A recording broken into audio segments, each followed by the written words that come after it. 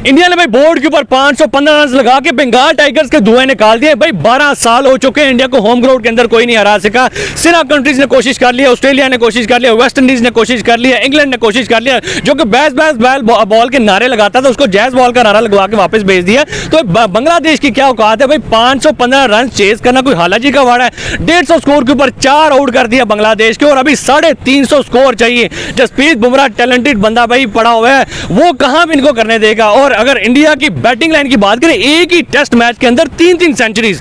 अश्विन जो कि बॉलिंग भी करवा रहा है, बैटिंग भी करवा रहा है, वो सेंचुरी करके गया। उसके बाद बात करें ऋषभ पंत ने कमबैक किया इतनी बड़ी इंसिडेंट के बाद, 650 दिन के बाद। उसके बाद शुभमन गिल भाई आउटस्टैंडिंग परफॉर्मेंस, 119 रन। बात करते हैं सर क्या कहेंगे, इंडिया ऑलमोस्ट जो है वो मैच जीत चुका हुआ है। टेस्ट मैच जो पाकिस्तान को हरा के गया था वो इंडिया के हाथों हार गया। यार असल इंडिया जो है इस टाइम कह लें कि क्रिकेट में तो बहुत ही एक अपनी अलग पहचान है। क्रिकेट में इंडिया को क्या, बांग्लादेश को क्या, ऑस्ट्रेलिया जैसी अगर टीम इंडिया को नहीं हरा सकती तो बांग्लादेश कहाँ से हरा सकती है? नहीं है बांग्लादेश की, कह लें कि मेरे लिए वो, मैं तो उसे जीरो ही समझूंगा इंडिया के कंपैरिजन। बंगाल टाइगर्स ने सबसे पहले मेरा बंगाल बिल्लियां कहे हैं उनको जैसे उन्होंने परफॉर्मेंस करके दिखाई है इंडिया के खिलाफ, खास तौर पर यार मुझे एक चीज समझ नहीं आती कि स्टेटमेंट्स देने पे आप बहुत शेर हो, ठीक है, वहाँ पे जब मौका आता करने का तब आप भीगी बिल्ली बन जाते हो। वो कहते नहीं कि उसकी जा की तरह बैठ जाते हैं। लाइक मुझे नहीं समझ आई इस चीज की कि आप लोगों ने जी बातें इतनी बड़ी की, पहली इनिंग में उन्होंने आपको ऐसा ठोका, 515 का जो है वो टारगेट लगवा लिया। वही कह, पहली इनिंग में ऐसा ठोका उन्होंने, एक बैट्समैन चला उनका, एक बॉलर चला,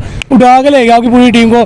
दूसरी इनिंग आई तो हमने देखा जी 2 बैट्समैन चल गए, शुभमन गिल, जिसको हम पहली इनिंग के बाद कह रहे थे कि यार ये बंदा चल क्यों नहीं रहा, आज निकाल लो खड़ो। इंडिया विनिंग करेगा ये मैच। वो लास्ट 12 साल से वो होम ग्राउंड सीरीज पे कोई भी मैच नहीं हारा। बिल्कुल ऐसी है। उसकी वजह ये है कि उनका होमवर्क है। बिल्कुल ऐसी है। और उनकी एक नंबर 1 टीम है। देखें एक ही टेस्ट मैच के अंदर 3 प्लेयर्स ने सेंचुरी कर देना, और रनर जो अश्विन जैसा है, बिल्कुल ऐसी है, वो आगे सेंचुरी कर रहा है, तो फिर मानना चाहिए कि वो एक नंबर 1 टीम है। बिल्कुल ऐसी है। बंगाल टाइगर्स वो रिसेंटली जो भी पाकिस्तान को हरा के गए ना, तो उसका गुरूर था शायद। हाँ, उन्हें यही था कि शायद हम इंडिया को भी बीट कर देंगे। ऐसा पॉसिबल नहीं है। बंगाल को जो है ना, एक बार इन्होंने नाच नहीं चाहिए तकरीबन नागिन वाले, वो कहते हैं नागिन नाच डांस नचना, वो चीज हुआ, मजा आया देख के।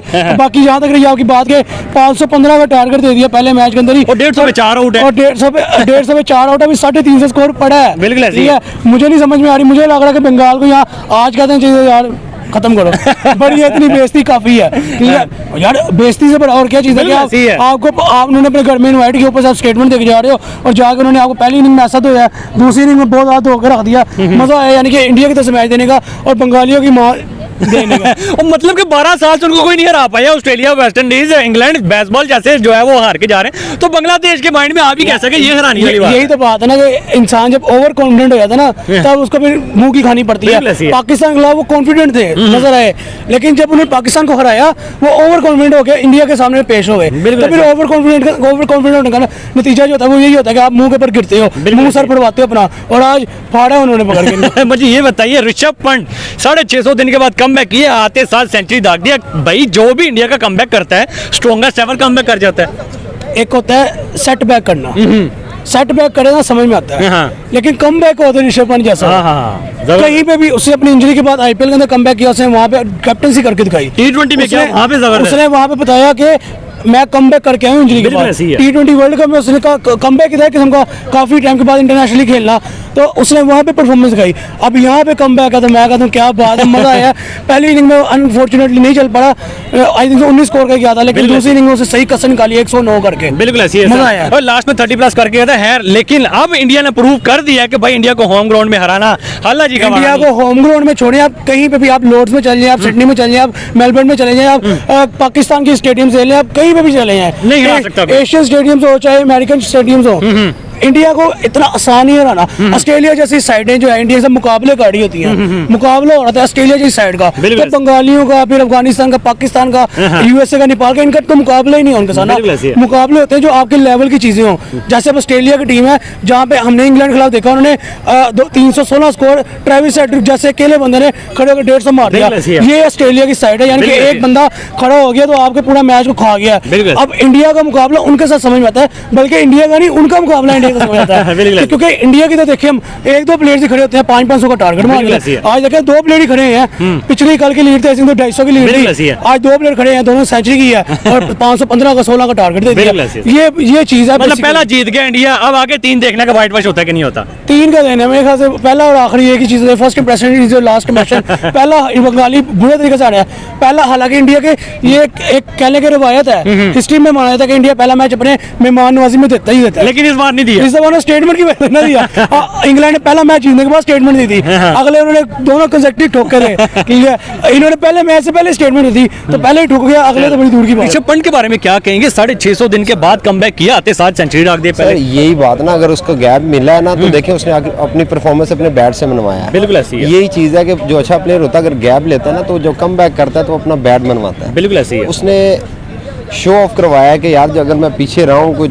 एक इंजरी हुई है तो ये नहीं कि तो मैं बिल्कुल क्रिकेट से बाइकआउट हो गया, लेकिन देखें उसकी परफॉर्मेंस, वो अगर साथ रहता तो शायद आज डबल सेंचुरी के ऊपर होता। बिल्कुल ऐसी है, मानना पड़ेगा। प्लेयर जो होता है हमेशा अगर थोड़ी सी स्पेस ले रहा होता है तो वो जरा वार्म अप होके नए रिदम के इंडिया के जब भी प्लेयर जो है वो इंजरी में जाते हैं लेकिन कमबैक ऐसा करते हैं कि पूरी दुनिया देख के हैरान रह जाती है। अब ऋषभ पंत आते साथ सेंचुरी मार दी है, शुभमन गिल की बात करें तो उनकी भी थोड़ी बहुत परफॉर्मेंस ऊपर नीचे चल रही थी, लेकिन आज उन्होंने भी सेंचुरी दाग दी है। उसकी वजह यह है कि इंडिया के पास टैलेंट बहुत है, उनके पास प्लेयर ही सारे बहुत अच्छे। बिल्कुल ऐसी है। स्पेस जगह बनाना टीम के अंदर बहुत मुश्किल हो जाता है। बिल्कुल ऐसी है। देन जब ये कमबैक करते हैं तो जरा अगर पहले वो 100% एफर्ट कर रहे होते हैं तो फिर उनको 200 करके कमबैक करना पड़ता है, फिर अपनी स्पेस बनानी पड़ती है, क्योंकि उनकी जो प्लेइंग फील्ड होती है 11th साइड की वो सारे नंबर 1 प्लेयर और वो होमवर्क अच्छा करते हैं। सर कोई है इस टाइम दुनिया के अंदर जो इंडिया को उनके होम ग्राउंड के अंदर हरा पाए? बंगाल टाइगर्स के तो उन्होंने धुएं निकाल दिए हैं, आप 350 स्कोर चाहिए, वैसे आपको लगता है कि 350 स्कोर कर लेंगे?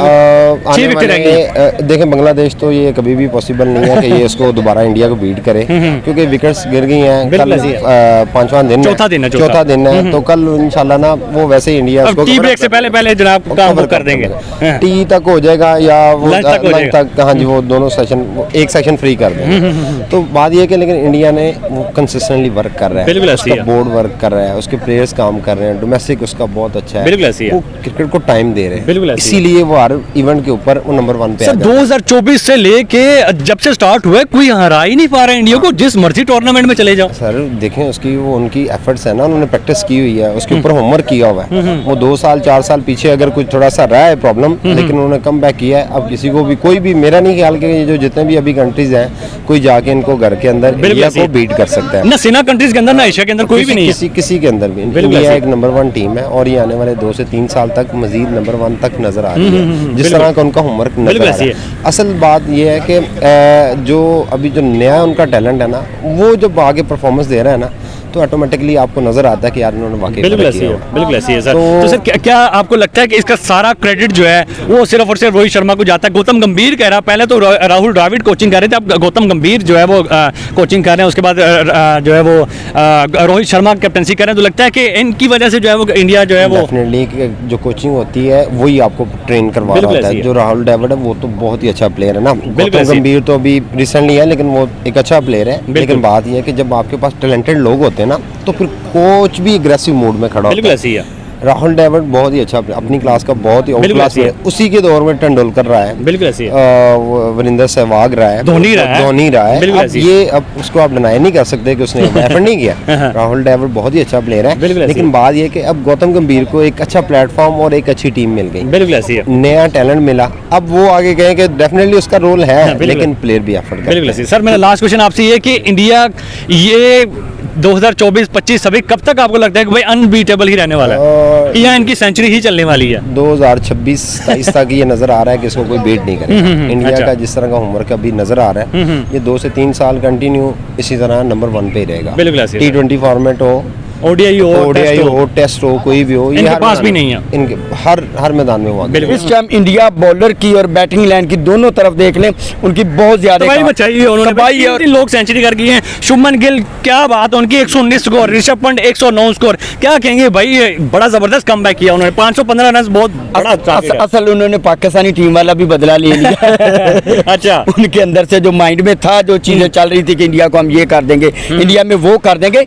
इंडिया होम ग्राउंड में तो किसी कीमत पे भी नहीं हारने वाला, बिल्कुल ऐसे ही होम है। ग्राउंड से हट के भी अगर किसी और श्रीलंका में किसी भी अनबीटेबल है जगह एशिया कप, हर जगह जितने टूर्नामेंट खेले वो अनबीटेबल हर जगह पे, और वो वहाँ पे तो कभी भी नहीं हार सकता। वहाँ तो 12 साल हो चुके हैं, आज तक इंडिया को कोई नहीं हरा पाया। बिल्कुल ऐसी है। ऑस्ट्रेलिया जैसी जो बड़ी टीम है जिन्होंने क्रिकेट याद की वो नहीं हरा पाए, तो बांग्लादेश की क्या गिनती होती है। इंग्लैंड ने वैसे याद किया। अच्छा मुझे ये बताइए कि 350 स्कोर पड़ा हुआ है और अभी 6 विकेटें बांग्लादेश की बाकी हैं, लगता है कि भाई बांग्लादेश यहाँ से जीत पाएगा? आपको कितने परसेंट चांसेस है? आपको लग रहा होगा, मुझे नहीं लग रहा कि ये सुबह 100 भी कर पाएंगे। मुझे नहीं लग रहा कि ये इंडिया के खिलाफ अगर कोई ऐसी कोई बैटिंग इनकी चल पाएगी। मेन जो थे जिन पे इनको बांग्लादेश को था कि यार ये बहुत कुछ करेंगे, इंडिया वो तो के आउट हो चुके हैं। वो तो आउट हो चुका है, तो बाकी पीछे कौन बैठा? मतलब आपको भी पता है कि चौथे नंबर के बाद किन की गिनती होती है कि चल ठीक है आप भी खेलो, चल आप भी खेलो। उनकी गिनती है तो 2-2 4-4 स्कोर बना के उन्होंने आराम से जहाँ से उठ के आना वहीं पे जाके बैठ जाना है। तो कल कह सकते हैं कि यार टी ब्रेक से पहले लंच ब्रेक से पहले जो है वो बांग्लादेश बंगाल टाइगर्स के धुएं निकाल देंगे, आउट कर देंगे पूरी टीम को आराम से करा देंगे। आराम से। मुझे यही जो 4 इनकी मेन विकेटें लग रही थी ना कि कुछ थोड़ा सा टफ टाइम देंगे, यार इन्होंने टफ टाइम ही नहीं दिया। मैच के अंदर ट्विस्ट ही नहीं पैदा हुआ, मैच का कोई वो इंडिया के मजा खिलाफ नहीं कहाँ आया पे ट्विस्ट ऐसा। पैदा होना था? आप 515 रन जब टारगेट बना है तो आपको उम्मीद थी कि बांग्लादेश कर लेगा? यार कुछ तो करते ना। बांग्लादेश भी इस टाइम बड़ी फॉर्म उनकी में आ बात रही ही नहीं, थी। उन्होंने क्या करना था? तो बड़ी फॉर्म में बांग्लादेश इस टाइम आ रही थी, कुछ तो करते यार। इंडिया के साथ थोड़ा फंसा के मैच होता, उसका मजा एक अलग होना था। ये तो वन साइडेड होके मैच इंडिया को दे दिया इन्होंने, तो खेलते ही ना। ये सीरीज रखने का तो मुझे लगता है कोई फायदा था ही ना, कि अगर इतनी बुरी तरह हारना था तो मुझे नहीं लग रहा था कोई फायदा। अच्छा पहला टेस्ट मैच तो इंडिया जीत चुका है 99.99%। अगला टेस्ट मैच उसके बाद 2 T20, लगता है कि भाई बांग्लादेश पूरे तरीके से क्लीन वॉश होके आएगा? यार बहुत मुश्किल है, बहुत मुश्किल है बांग्लादेश से इंडिया से जीतना। कोई एक आधा मैच ले जाएगा बांग्लादेश, ये नहीं कि नहीं लेके जाएगा, एक आधा मिल जाएगा। कोई मेहमान नवाजी शायद कर दे। मेहमान नवाजी समझ ले जाए, ऐसा उनकी कोई एफर्ट समझ ले। बाकी इंडिया बाकी से मुश्किल है। बाकी नामुमकिन है।